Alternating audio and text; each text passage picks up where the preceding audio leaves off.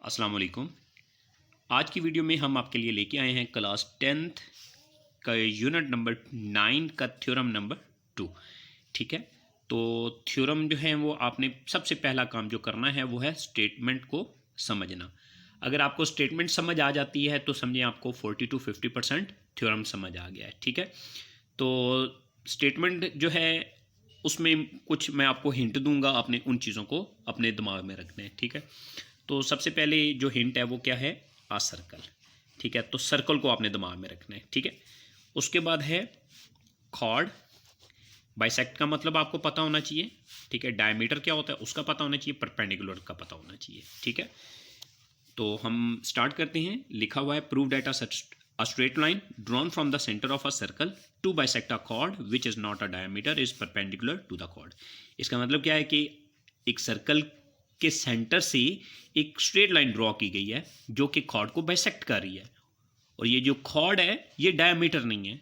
ठीक है, तो इसको आपने हाईलाइट कर लेना है। ठीक है, इसका मैं बाद में मतलब बताता हूँ कि ये हमने हाईलाइट क्यों किया है। परपेंडिकुलर का मतलब क्या होता है कि 90 डिग्री होगा। ठीक है, तो वो जो आपने स्ट्रेट लाइन ड्रॉ करनी है वो कॉर्ड के ऊपर परपेंडिकुलर होगा। ठीक है, परपेंडिकुलर होगी। तो अब हम कॉर्ड के बारे में जान लेते हैं कि कॉर्ड और डायमीटर में क्या फ़र्क होता है। ठीक है, तो हम ऐसा करते हैं कि एक सर्कल के बाउंड्री के ऊपर 2 पॉइंट्स जो है वो ड्रॉ कर लेते हैं। ठीक है, तो इस पॉइंट्स का नाम हम रख लेते हैं ए, इस पॉइंट का नाम हम रख लेते हैं बी। अब हम क्या करेंगे, इनको ज्वाइन करेंगे तो एक लाइन सेगमेंट हमें ऑब्टेन होगा, हासिल होगा। तो उस लाइन सेगमेंट को हम क्या बोलेंगे, उस लाइन सेगमेंट को हम बोलेंगे कॉर्ड। क्यों? क्योंकि वो सर्कल के सेंटर से पास नहीं हो रहा। अगर ये लाइन सेगमेंट जो हम सर्कल की बाउंड्री के ऊपर 2 पॉइंट से मिलाने से हासिल करें और वो सर्कल के सेंटर से पास हो तो उसको हम डायामीटर कहेंगे। ठीक है, तो ये जो सर्कल है ये आपने कंपास की मदद से ड्रॉ करना है। जहाँ पे कंपास रखेंगे उस पॉइंट को सर्कल का सेंटर कहेंगे। तो ये हमने कंपास की मदद से सर्कल ड्रॉ किया हुआ है। ठीक है, तो अब हम करते क्या हैं, ए बी को ज्वाइन करते हैं ताकि हमें कॉर्ड हासिल हो जाए। तो स्टूडेंट्स हमने ए और बी को ज्वाइन करके कॉर्ड हासिल किया।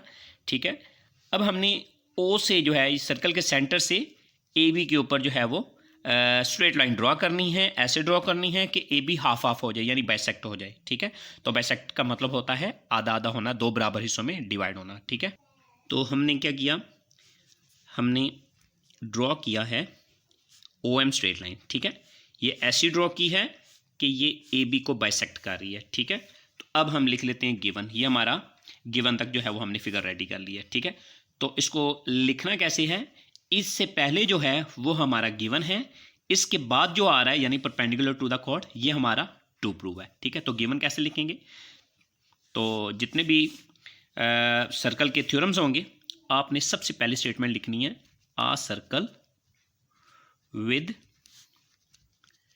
सेंटर एट ओ।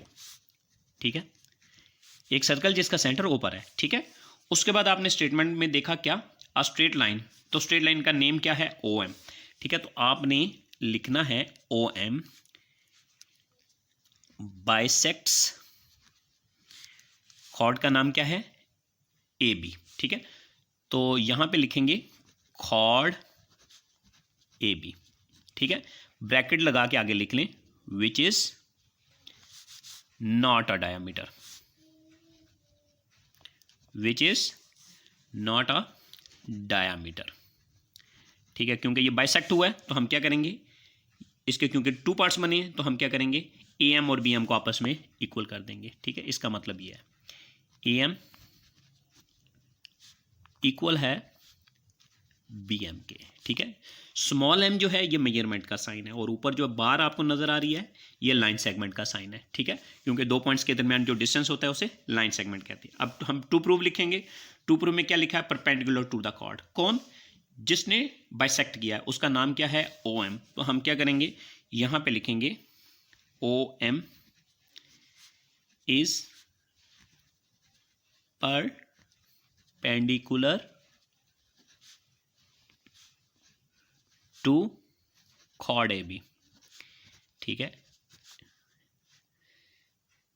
इसको और कैसे लिख सकते हैं, ओ एम उल्टा टी, ये परपेंडिकुलर का साइन है, ठीक है, ठीक है। उसके बाद कॉर्ड लिखें ए बी, क्योंकि ए बी जो है ये कॉर्ड है, तो ओ एम इसके ऊपर परपेंडिकुलर, ये हमने प्रूव करना। कंस्ट्रक्शन करने के लिए हम क्या करेंगे, सर्कल के सेंटर को कॉर्ड के दोनों पॉइंट से ज्वाइन कर देंगे, ठीक है। तो यहां पे लिखेंगे join O to A and B, chord के एंड पॉइंट से हमने ज्वाइन किया। उसके बाद हम क्या करेंगे, एंगल्स के नाम लिख लेंगे, क्योंकि हमने प्रूव करना है एम पॉइंट पे, इस एम पॉइंट पे दो एंगल हैं, एक का नाम 1 है और एक का नाम 2 है। इसको हम ज्वाइन करेंगे डॉटेड लाइन के साथ, ठीक है। इधर लिखेंगे हम right angle 1 and angle 2 as shown in figure,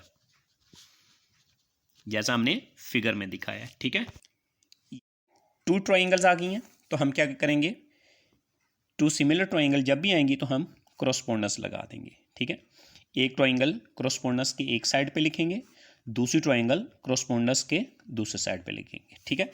इस साइन को क्रॉसपोंडस कहा जाता है, ठीक है। अलग अलग करके भी लिख सकते हैं एरो की फॉर्म में, और मिला के भी लिख सकते हैं, ठीक है।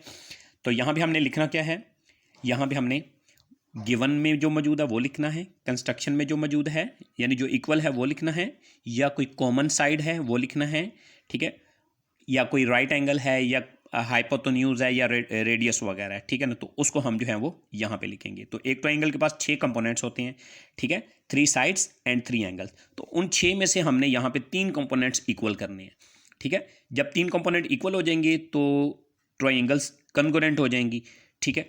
तो आपने ये नहीं करना कि क्रॉसपोंडस की जगह पे कन्ग्रुएंट लगाएंगे, अगर यहाँ पे कन्ग्रुएंट लगाएंगे तो नीचे क्रॉस हो जाएगा, नीचे आपको नंबर नहीं मिलेंगे, ठीक है। तो हम ऐसा करते हैं, गिवन में देख लेते हैं गिवन में क्या लिखा हुआ है। गिवन में लिखा हुआ है ए एम और बी एम ये आपस में इक्वल है, ठीक है। तो यहाँ पे हमने क्या करना है वो लिख लेना है, ठीक है। ए एम इक्वल है बी एम के, ठीक है। ये कहाँ पे लिखा हुआ है, गिवन में लिखा हुआ है। नेक्स्ट हमने देखना है कि दोनों की कोई कॉमन साइड है जी, एक है ओ एम, दूसरे के पास भी ओ एम है, ठीक है। तो हमने क्या करना है, यहाँ पे लिख लेना है ओ एम इक्वल है ओ एम, ये आ गई दोनों की कॉमन साइड, ठीक है। नेक्स्ट हमने देखना है सर्कल के सेंटर से सर्कल की बाउंड्री तक का जो डिस्टेंस होता है वो क्या होता है, रेडियस होता है। क्या होता है, रेडियस। तो ओ ए जो है ये एक रेडियस हो गया, ओ बी जो है ये दूसरा रेडियस हो गया। तो एक सर्कल के अंदर जितने भी रेडियस होते हैं वो आपस में इक्वल होते हैं। तो आपने क्या करना है, ओ ए इक्वल है ओ बी, ये लिख देना है। इसकी रीज़न क्या लिखनी है कि ये क्या है, रेडियस ऑफ सेम सर्कल है, ठीक है। एक ही सर्कल के रेडियस हैं, और ये आपने किया किस में है, ज्वाइन किया था आपने, तो ये कंस्ट्रक्शन में किया था आपने, ठीक है। तो यहाँ पे कंस्ट्रक्शन भी लिखा जा सकता है, ठीक है। अब हमने करना क्या है, चेक करना है कि कितने कंपोनेंट्स इक्वल हुए हैं। तो ये क्या है, लाइन सेगमेंट, ये भी लाइन सेगमेंट, ये भी लाइन सेगमेंट, यानी 3 कंपोनेंट्स इक्वल हो गए। ट्रायंगल को कन्ग्रुएंट्स कर दें, ठीक है। तो triangle A M O congruent हो जाएगी ट्रायंगल बी एम ओ के। यहाँ पे रीज़न क्या होगी, ये क्या है, सेगमेंट, लाइन सेगमेंट है, साइड कहलाएगी, ये भी साइड कहलाएगी, ये भी साइड कहलाएगी। तो ये आ जाएगा एस एस एस कन्ग्रुएंट है एस एस एस या एस एस एस पास्टुलेट, दोनों में से जो मर्जी लिखेंगे एक्यूरेट कंसीडर होगा। अब क्योंकि ट्रायंगल इक्वल हो चुकी हैं तो ट्रायंगल के अंदर जितने भी एंगल्स होंगे वो भी आपस में इक्वल हो जाएंगे, यानी क्रॉसपोंडिंग एंगल्स, ठीक है। तो क्रॉसपोंडिंग कौन कौन सा यहाँ पे बन रहा है, वो है एंगल 1 और एंगल 2। अब यहाँ पे क्या करेंगे, यहाँ पे लिखेंगे एंगल 1 इक्वल है एंगल 2। तो इसकी रीज़न क्या होगी, कोरस्पोंडिंग, ये क्या है, एंगल्स हैं ये, ठीक है। तो यहाँ पे लिखेंगे क्रॉसपोंडिंग एंगल्स ऑफ, यहाँ पे कन्ग्रुएंट पूरा भी लिख सकते हैं और साइन भी लगा सकते हैं, कन्ग्रुएंट ट्रायंगल्स, ठीक है। उसके बाद इसको हमने कह दिया ये हमारी इक्वेशन 1 है। अब हम क्या करेंगे, इन दोनों को ऐड कर लेंगे। जब ऐड करेंगे, ठीक है, measurement angle 1 plus measurement angle 2।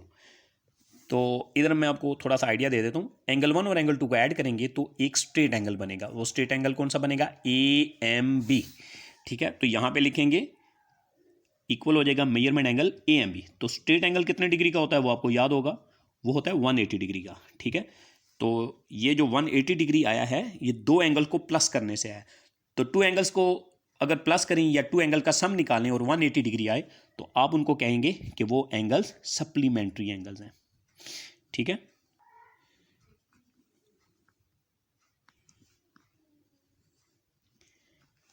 इसको आपने नाम दिया इक्वेशन 2 का। इक्वेशन 1 में आपने पढ़ा कि एंगल 1 और एंगल 2 इक्वल है, और इक्वेशन 2 में आपने क्या सीखा, एंगल 1 और एंगल 2 को ऐड करेंगे तो 180 डिग्री आएगा। अब क्योंकि दोनों इक्वल भी हैं और दोनों को ऐड करने से 180 आएगा, देन मेजरमेंट एंगल 1 जो होगा वो भी 90 डिग्री का होगा, और मेजरमेंट एंगल 2 भी जो है वो भी 90 डिग्री का होगा। ठीक है, इसको इक्वेशन नंबर 3 कह लें। ठीक है, यहाँ पे देन लिख लें। इसकी रीज़न क्या लिखेंगे, बाय 1 and 2, कि ये जो आपने दो इक्वेशन बनाई है उसकी वजह से। ठीक है, तो नेक्स्ट जो है, क्योंकि यहाँ पे 90 डिग्री का एंगल बन चुका है, ठीक है, तो आप कह सकते हैं कि ओ एम जो है वो ए बी के ऊपर परपेंडिकुलर है। ठीक है, ठीक है, इसकी रीज़न क्या लिखेंगे, बाय 3। अब ये हम देखते हैं कि आया हमने टू प्रूव में यही प्रूव करना था, तो चेक किया तो हमें पता चला ओ एम ए बी के ऊपर परपेंडिकुलर है, ये हमने प्रूव करना था। तो यहाँ पे हमारा थ्योरम क्या हो जाएगा, ख़त्म हो जाएगा।